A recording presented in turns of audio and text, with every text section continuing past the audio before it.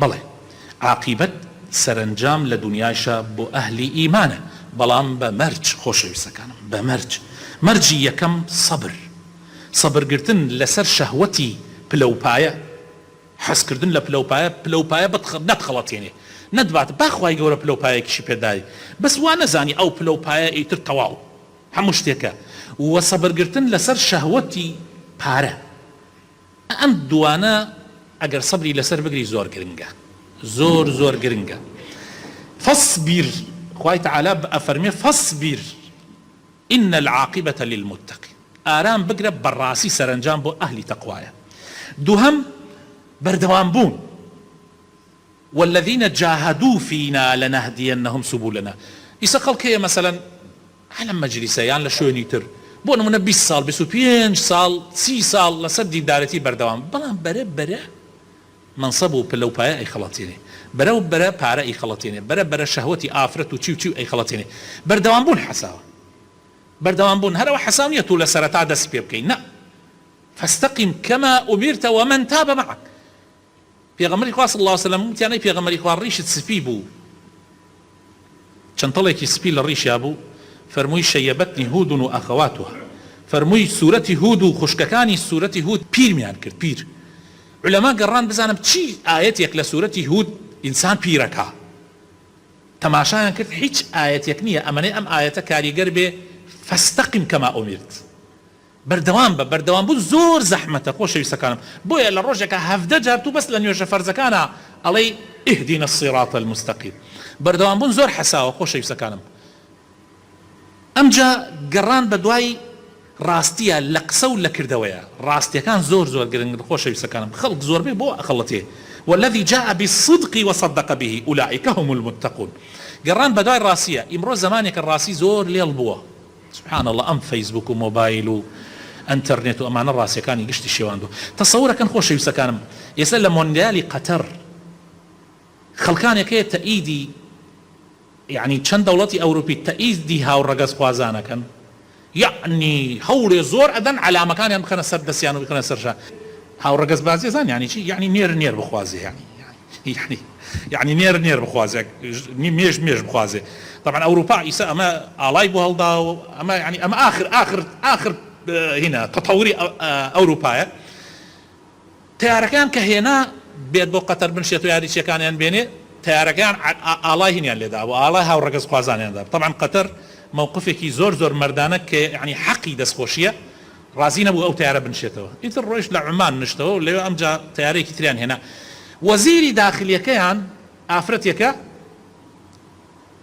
كينيكي كردو بانشاني لكات ياريكا لايدا بالي رود كردو علامەیەکی ئەو ڕەگەز خوازان لەسەر دەستێتی. يعني سبحان الله ئەمانە مرۆڤن ئینسان حەسابیان، يعني ئەمانە نازانن چین، يعني هەر بەس ئیسا قیازت ناباتەوە تو کاتێک ئەڵێ پیا بخوازێ، حەقیزت ناباتەوە.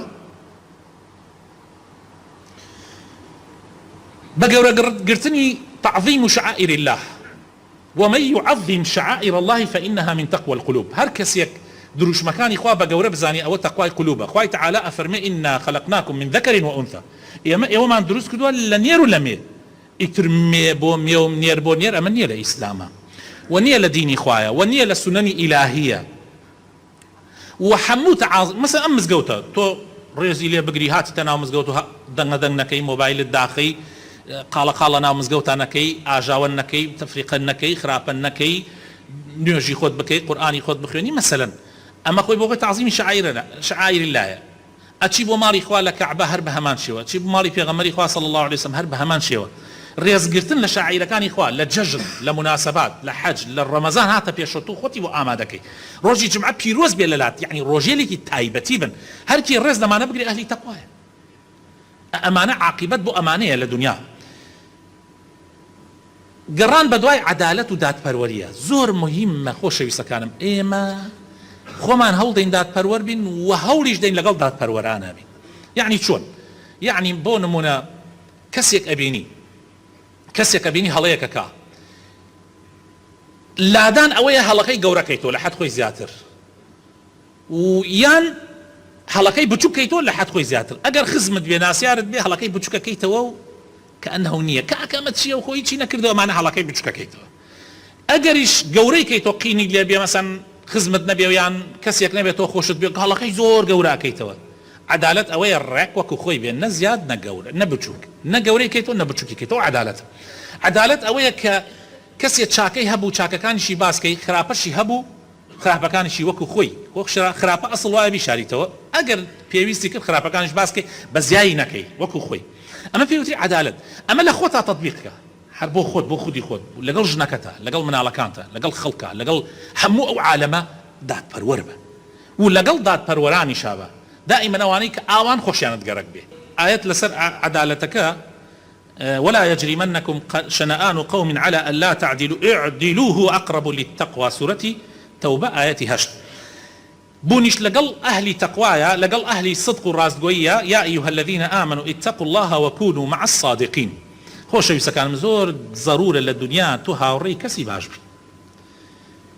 يعني معقول نية تو ديبو مزقود أهلي مزقودي بينش فرزة ديبو مزقود لو دوا لكاتي ترى هاي لقل خلقانيكي خرابة كار وفاسد ونوج نكرو يا والله اگر مانگه دو سه دا 20 بردوام بي هر الا خاويه كخنا جان تو لو دا واجج ديني بس تو اگر جيانت لقل اهلي تقوايا بي لقل اهلي صدقا بي لقل راس قويانا بي براسي بختور بي بويا بون لقل راس قويانا زور گرنگه زور گرنگه